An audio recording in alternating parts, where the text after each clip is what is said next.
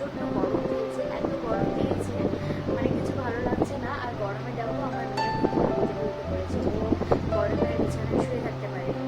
তো দেখো এই গরমে আর কি করা যাবে বলো, এত গরম দিলে তো আর পারা যায় না। তো দেখো আজকে সারাদিন কি করি তোমরা দেখতে থাকো।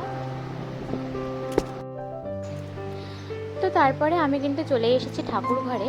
আর দেখো মা কিন্তু পুজো দিয়ে দিয়েছে, আর উপরে এইমাত্র পুজো দিয়ে নিচে গেল, নিচে কালী মন্দির আছে, তো কালী মন্দিরে পুজো করতে গেল এখন। তো তারপরে এই যে আমি এখন ঠাকুর ঘরে ঢুকে প্রণাম করে নিলাম। আর এখানে দেখো আজকে কী কী রান্না হবে তার জন্য মা সবজি কাটছে, সবজি কেটে দিচ্ছে। আর ওইদিকে আমি ভাত বসিয়ে দিয়েছি। আর এই যে দেখো এটা হচ্ছে লাউ, লাউ দিয়ে করব মসুর ডাল। তো ওই যে প্রেশারে ডাল নিয়ে নিয়েছি আর লাউটাকে দিয়ে দিচ্ছি, আর কয়েকটা কাঁচা লঙ্কা ছিঁড়ে দিয়ে দিচ্ছি। তো এটাকে একটা সিটি দিয়ে নেবো, বেশি সিটি দিব না, না হলে ডালটাও বেশি গলে যাবে আর হচ্ছে লাউটাও বেশি গলে যাবে। তো চলো ডালটাকে আমি বসিয়ে দিই। তো এদিকে ডালটা তাতে সেদ্ধ হোক। আর এদিকে দেখো আমি এখানে মা এখানে কেটে দিয়েছে লাউয়ের চোচা, এটা হচ্ছে লাউয়ের চোচা। তো লাউয়ের চোচাটাকে ভালো করে ধুয়ে নিয়ে এইভাবে ঝিরিঝিরি করে কেটে আলু দিয়ে ভাজা করলেও ভালো লাগে, আবার ঝিরিঝিরি করে পেঁয়াজ দিয়ে ভাজা করলেও ভালো লাগে। তবে আমার আলুর থেকে বেশি ভালো লাগে পেঁয়াজ দিয়ে।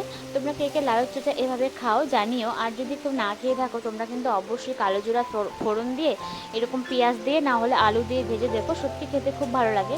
আমাদের বাড়িতে কিন্তু যখনই লাউ আনা হয় লাউয়ের চোচাটা কিন্তু ফেলে দেওয়া হয় না, রেখে দেওয়া হয় এভাবে ভাজা খাওয়ার জন্য। আর এখানে দেখো এখানে বসিয়ে দিয়েছি আমি ডাল, আর আমার ডালটা কিন্তু প্রায় শেষের দিকে, আর একটু ফুটলেই নামিয়ে দেবো। আর দেখো আজকে কিন্তু ডালে দিয়েছি কারি পাতা, কারি পাতা দেওয়ার জন্য কিন্তু ডাল থেকে একটা ভালো সেন্ট বেরোচ্ছিলো, আর খেতেও কিন্তু ভালো হয়েছিল।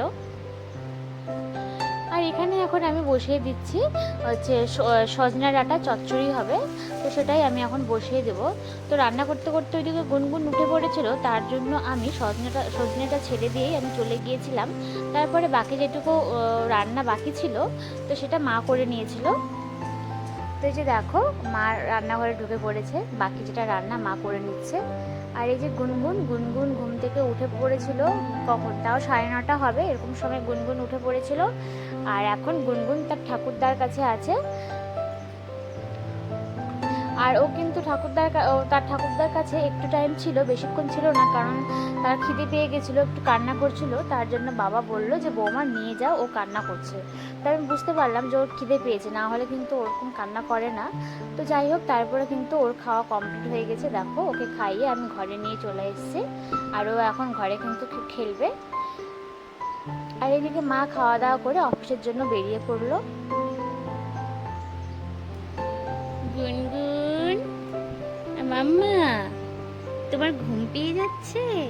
হ্যাঁ তোমার ঘুম, ওরে বাবা ঘুম পেয়ে যাচ্ছে সোনা, সোনা তোমার ঘুম পেয়ে যাচ্ছে? স্নান হয়ে গেছে? হ্যাঁ সোনা মাটা স্নান হয়ে গেছে। দেখো আমি স্নান করে নিয়ে চলে এসেছি, আর এখানে আমি ও জামা পরিয়ে দিয়েছি, ক্রিম মাখিয়ে দিয়েছি, তারপরে যা ওষুধ ছিল খাওয়ার সেগুলো আমি খাইয়ে দিয়েছি। আর ও কিন্তু ঘুম পেয়ে গেছে। আর দেখো ও এখানে ফাইনালি ঘুমিয়েও পড়েছে।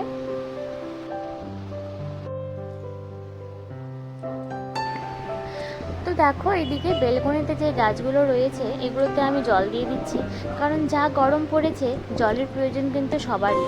আর 2-3 দিন ধরে জল দেওয়া হচ্ছিল না, তাই মাটিটা দেখো একেবারে শুকিয়ে কাঠ হয়ে গেছে, জল ছাড়া কিন্তু কেউই বাঁচতে পারে না। তো দেখো আমি এখানে জল দিয়ে দিচ্ছি। আর তোমরা যারা আমার ভিডিও আজকে নতুন দেখছো, তোমাদের যদি একটুও ভালো লেগে থাকে তো তোমরা প্লিজ চ্যানেলটা সবাই সাবস্ক্রাইব করে পাশে থেকো। তো আজকের ভিডিওটা এখানে শেষ করছি, সবাই পাশে থেকো, অবশ্যই একটা করে লাইক শেয়ার কমেন্ট করে যেও, তাহলে আমি বুঝতে পারবো আর তোমাদের কেমন লাগছে সেটাও জানিয়ে। তো আজকের মতো টাটা, দেখা হবে আবার কোনো নেক্সট ভিডিওতে। ততক্ষণে তোমরা সবাই সুস্থ থেকো, ভালো থেকো।